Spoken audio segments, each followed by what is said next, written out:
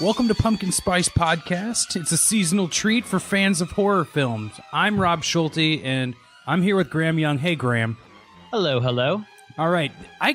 We were talking about this before we were recording, and we had to dive right in because I had a blast watching this, and it sounds like you did too.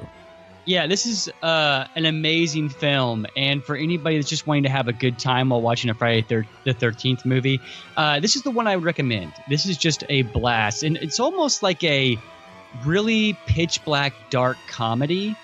But there's a lot to take away from this movie, and again, if you're looking for quite possibly the funnest film in the franchise, I might have to say this is the one.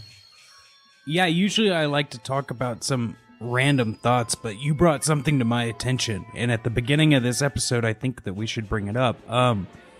There's the there's the phone call in Scream about, Friday the 13th Part 1, it was Jason's mother, and we all know this, but you were like, yeah, or how did you put it? Well, in the horror film community, I've heard a lot of people say that the first Friday the 13th movie is the only film where Jason is not the killer, and that is total bullshit. And I guess we'll go into major spoilers right off the get-go, because, Rob, Jason is not the killer in this film. No, he is not. He is what would you say, an effigy? Yeah, that's actually probably a good way of putting it. But yeah, Jason is not the killer. And so if you want to look really cool in front of your friends, you can kind of throw out, that Jason wasn't the killer in number 5 either. Man, Graham, I wish I lived your life where I could look cool in front of my friends by saying that. That's just my interpretation of it. They probably think I'm just the biggest loser ever, but in my mind, I'm the coolest guy in the world for saying that. But yeah, Jason is not the killer in this one, and like the fourth one, this film has some amazing characters that we actually care whether or not they live or die. So, Rob, let me ask you just a really quick question. The owner of the mental institution by the lake, I guess is what we're going to call it. Yeah. Did that guy look familiar to you? Did he look familiar to me? No, not really. Okay, so I guess you've never seen Indiana Jones and the Last Crusade? Wait, who was he? Okay, so in Indiana Jones and the Last Crusade, at the very beginning, Joaquin Phoenix plays young Indy, and he is stealing a River Phoenix. Oh, did I say Joaquin? Yeah. Let's leave that in, Rob, because I'll just look like an idiot. But yeah, I meant River Phoenix, okay? So River Phoenix is playing young Indy, and he's stealing a gold cross, right? Yeah. And the guy he steals it from is the guy that owns the mental institution for kids by the lake. Wow.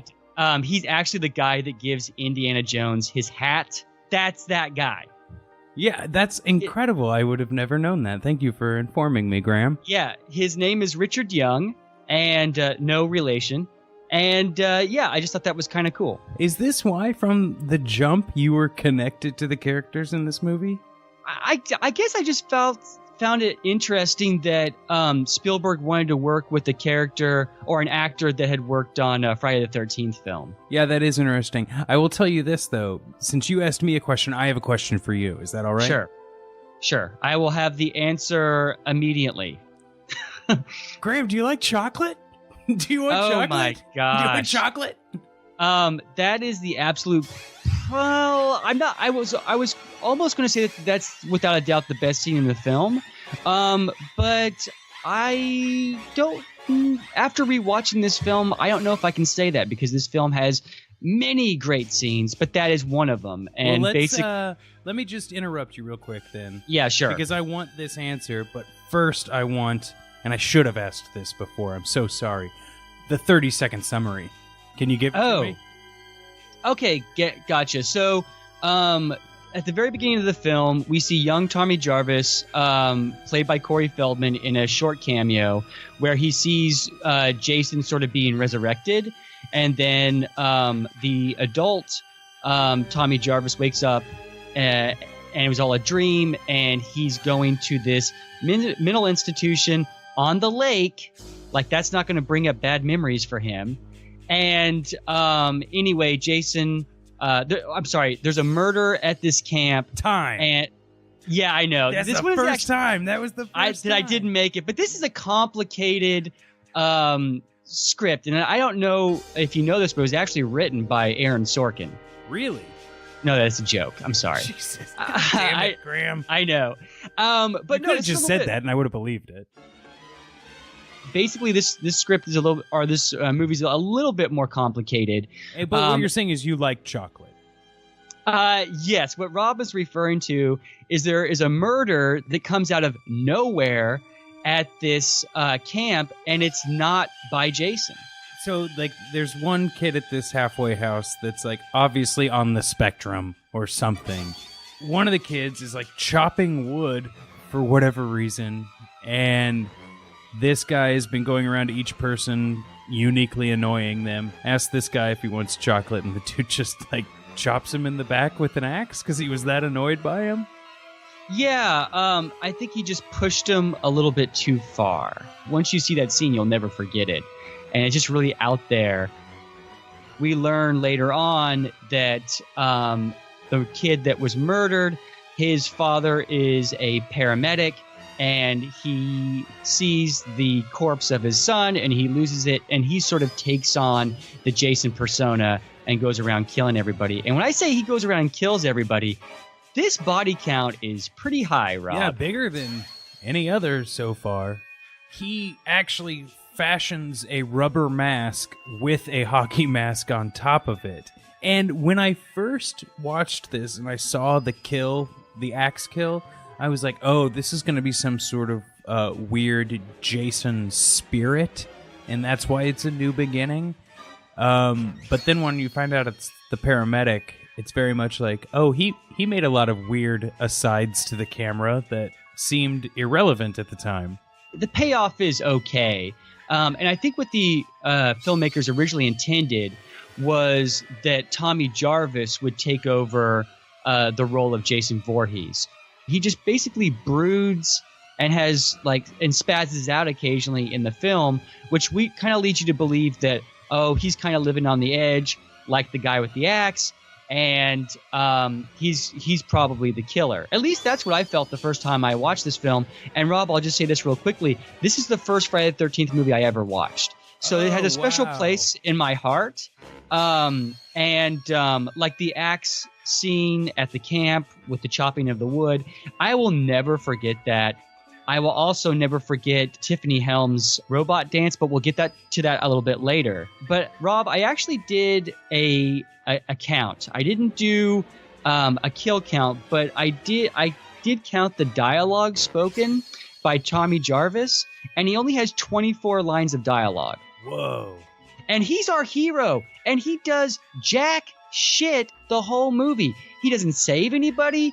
I mean, when he does go to save the remaining characters at the end of the film, he just gets sliced. Yeah, he just gets sliced immediately. He's a real kind of throwaway character, and I just don't think the filmmakers knew what to do with him.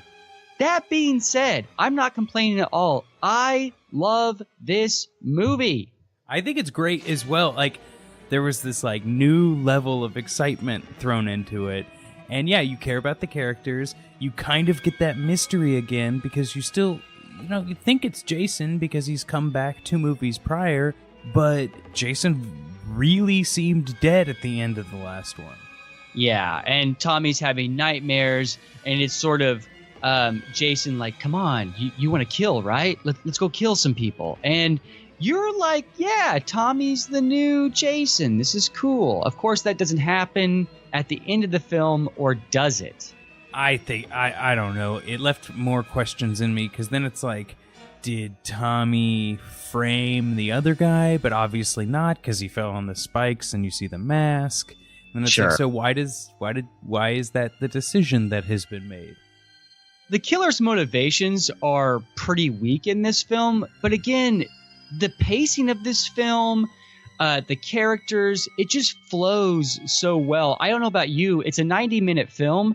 It felt like less than an hour rewatching this. Yeah, it really did go by fast. because you're just like, oh man, this is so cool, and before you know it, it's over. And I definitely think this is one of the strongest films in the series. And again, Rob, I just had a total blast watching it. I hadn't seen the film in years.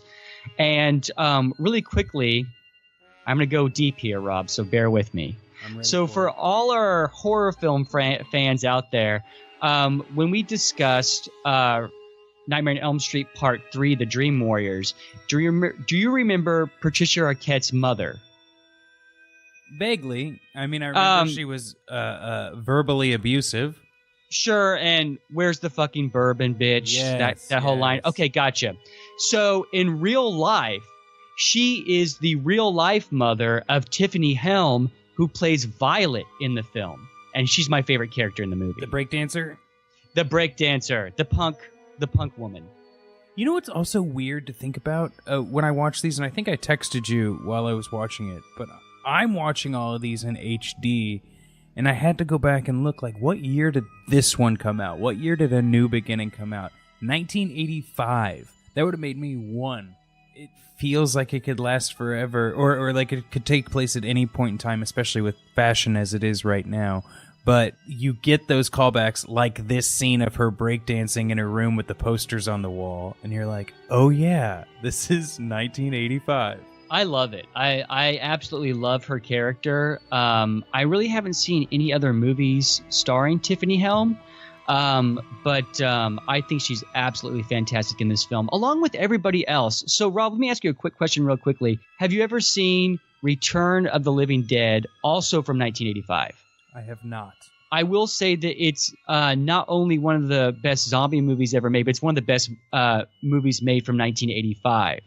And it also stars Miguel A. Nunez Jr., who plays Demon in Friday the 13th Part 5, and he plays Spider in Return of the Living Dead. And I'm telling you, Rob, watch Return of the Living Dead. You'll call me right afterwards thanking me. It is absolutely one of my all-time favorite films.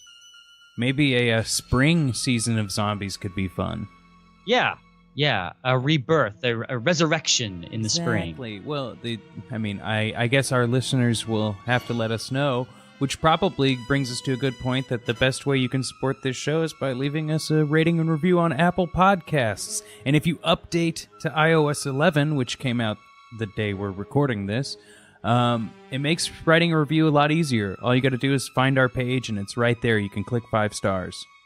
Yeah, click 5 stars and let us know that you love hearing us ramble about these goddamn slasher films. But really quickly, getting back to Miguel, again, I love this actor.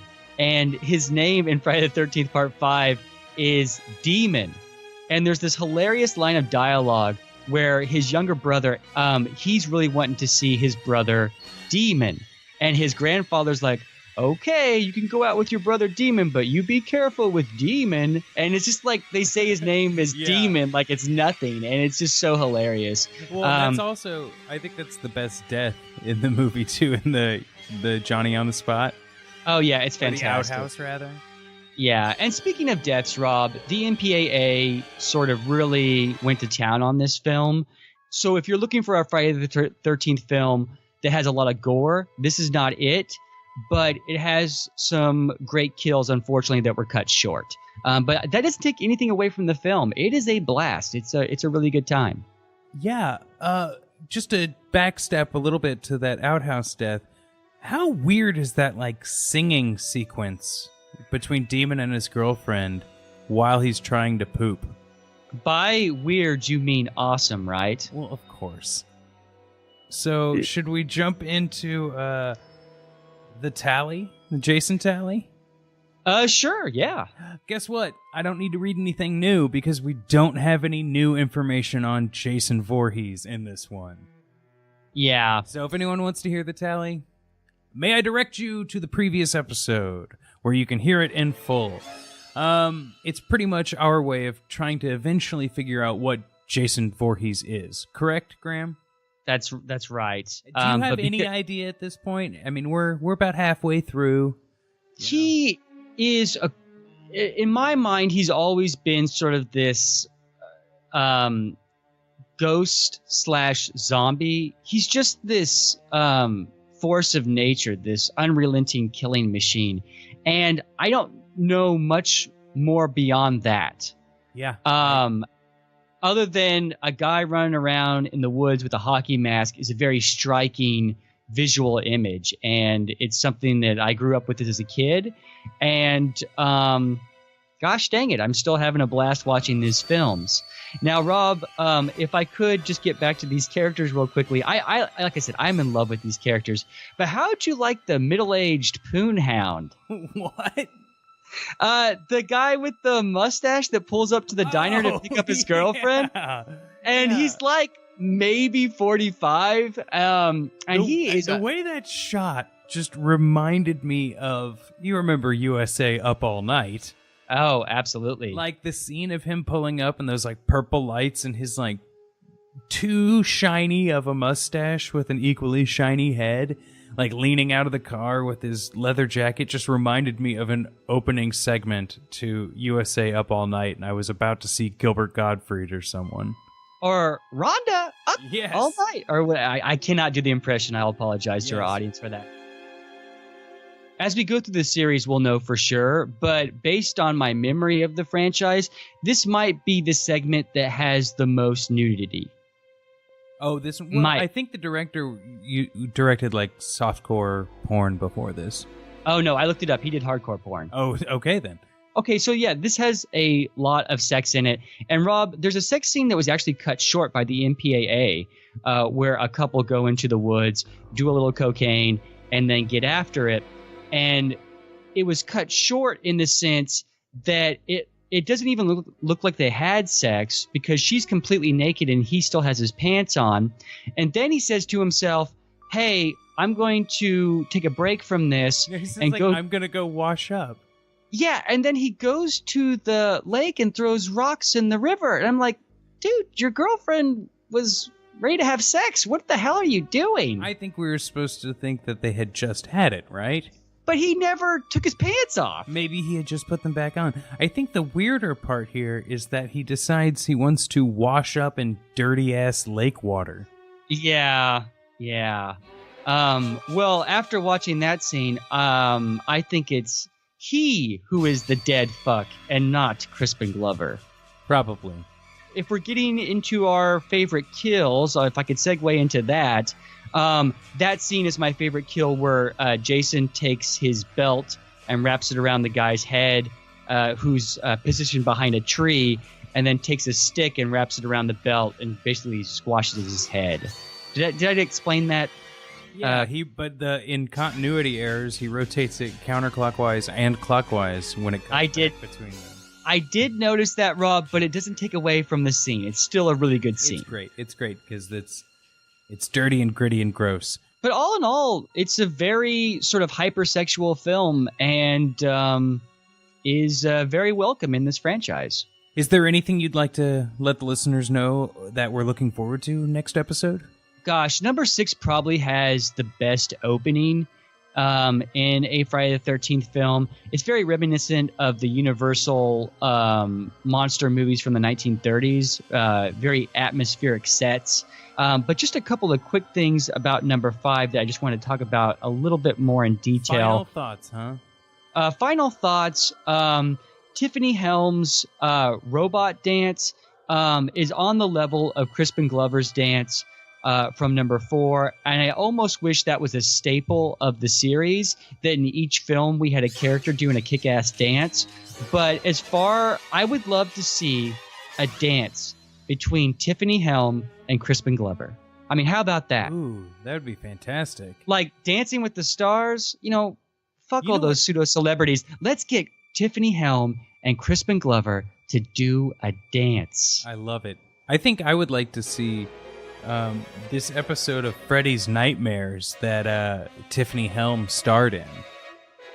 Oh, I haven't seen that episode. I've seen a couple. I think we should watch that and then talk about it as like a wrap-up episode for this season, because then we can bridge the gaps of both seasons.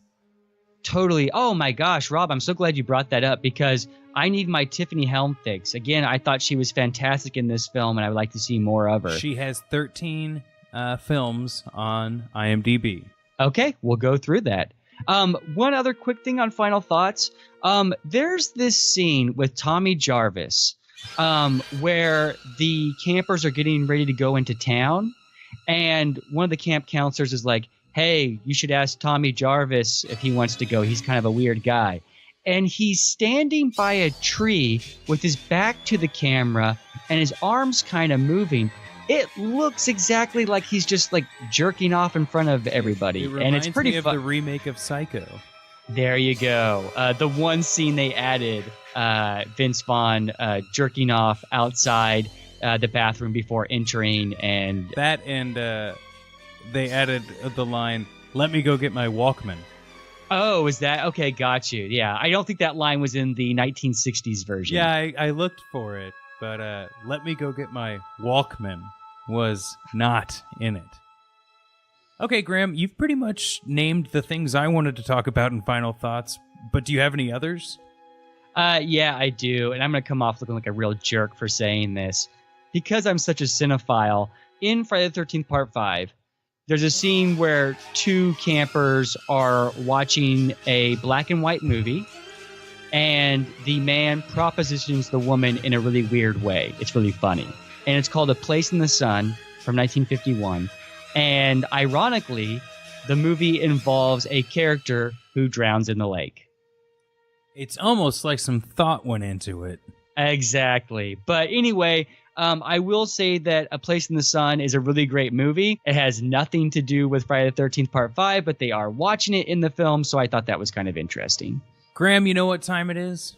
Is it time to do the robot dance? It's time for the Mel Gibson moment. Oh, we're going to keep doing this. Okay, well, Mel, I'm here if you ever want to talk, and we can discuss your problems, my problems. No, nobody's perfect, but you seem to be struggling with some things, and I don't know, maybe I could heal your demented heart, like I said last episode. What if you had to watch one of these two Mel Gibson films? Which one would it be and why? Man Without a Face, or that one where he has the puppet on his hand? What's that called? The Beaver, directed by Jodie Foster. Gosh, you know, to tell you the truth, I haven't seen either film. I guess I would be interested in The Beaver because I am a fan of Jodie Foster, and to the best of my knowledge, I don't think I've seen a film that she's directed. So I would watch The Beaver, not for Mel Gibson, but for Jodie Foster. And that's another episode of Pumpkin Spice Podcast. Graham, this was another great one. Thank you again. And maybe we could start a new segment right now. I'm just pulling this out of my ass, Rob, where you and I both give a Halloween recommendation at the end of each episode. Love it. Love it. So what film would you recommend this October to our viewers? Okay, I suggest Terminator 2, Judgment Day. As far as my recommendations go, I already mentioned Dan O'Bannon's Return of the Living Dead. It is absolutely amazing. It's this great horror comedy, and honestly, I think it's one of the best horror comedies ever made. But in addition to that, anything from Mario Bava. I consider Mario Bava to be the greatest horror film director of all time. And if I could give a random recommendation, let's say Blood and Black Lace from 1964, starring Cameron Mitchell. This is a wonderful movie. Again, anything from Mario Bava, you can't go wrong. Blood and Black Lace from 1964. It is incredible. All right, that's the end of this episode of Pumpkin Spice Podcast. Remember, rate and review on iTunes. And Graham, I'll see you next week. Yes, next week we'll dive into Friday the 13th Part 6, Jason Lives.